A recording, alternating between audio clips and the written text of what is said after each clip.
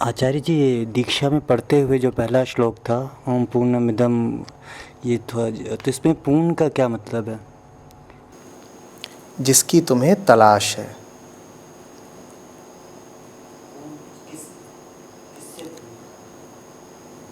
पूर्ण किसी से पूर्ण नहीं होता, पूर्ण मात्र पूर्ण होता है। उसमें संसार का भी है, संसार भी पूर्ण है, जहाँ से है वो भी पूर्ण है, तो फिर संसार किससे पूर्ण? जो पूर्ण है उसके लिए संसार पूर्ण है।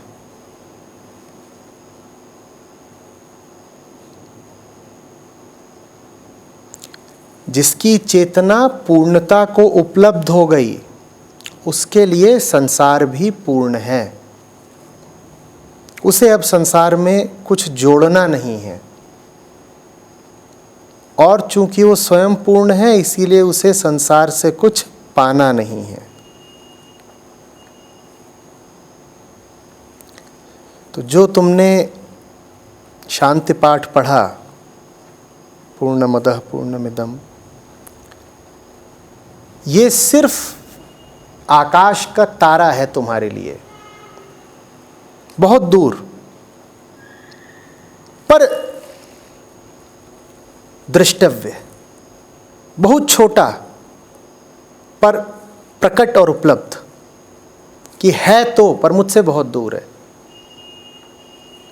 ऐसे श्लोक तुम्हें बस याद दिलाने के लिए हैं कि ये पूर्णता तुम्हें भी कभी उपलब्ध हो सकती है।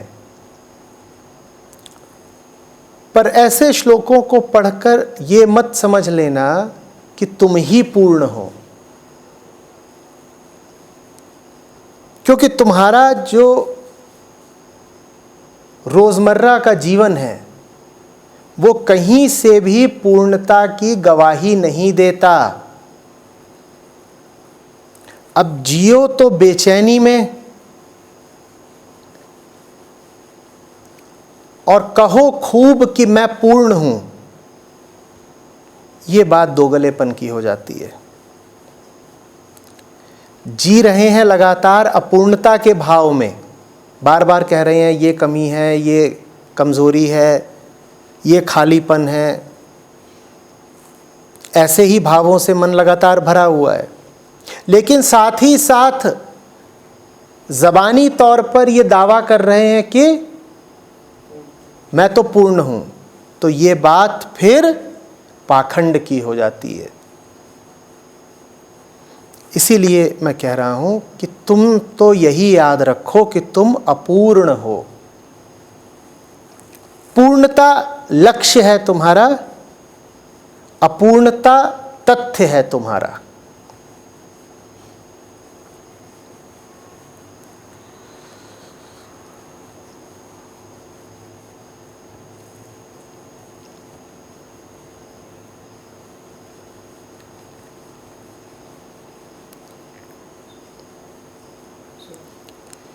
पूर्णता जो लक्ष्य आपने बताया, क्या वो इससे होके जाएगा कि मैं क्या नहीं हूं? जो तुम हो उसके प्रति विरक्ति से।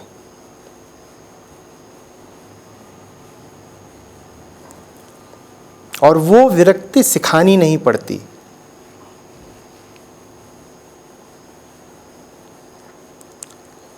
जब तुम साफ साफ देखते हो, बिना किसी लाग लपेट के, कैसे जी रहा हूं, क्या खा रहा हूं, क्या पी रहा हूं, क्या कर रहा हूं, क्या सोच रहा हूं, तो उस देखने में इतनी ताकत होती है कि वो तुम्हें मजबूर कर देता है बदलने को।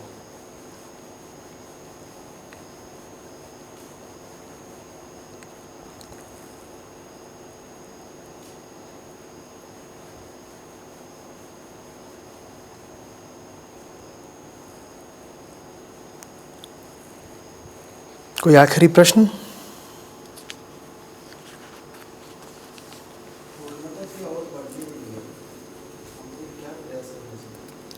अपूर्णता के तथ्य को अभिस्वीकृति दो, एक्नॉलेज करो।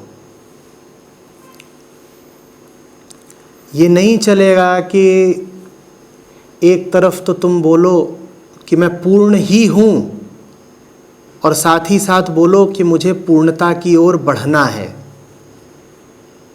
अगर कह रहे हो कि पूर्णता की ओर बढ़ना है तो पहले ईमानदारी से मानना पड़ेगा कि जीवन में, कर्म में, संबंधों में सब अपूर्ण ही अपूर्ण है।